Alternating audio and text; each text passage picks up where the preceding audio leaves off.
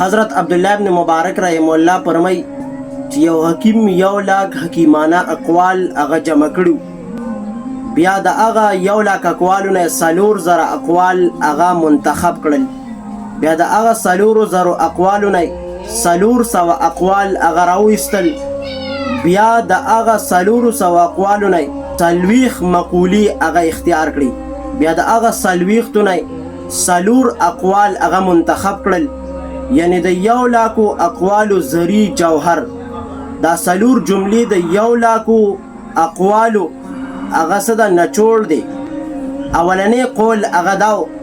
چې په یو حالت کې په ښځه باندې باروسه مه کوه، دویم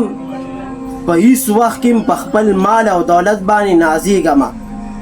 او دریم دا دی چې کم علم تعالی نه په نظر کوي هغه اختیاروه ما، او څلورم دا دی چې خپله معده د ممنوع ځان او د حرامونه هغه مه ډکوه.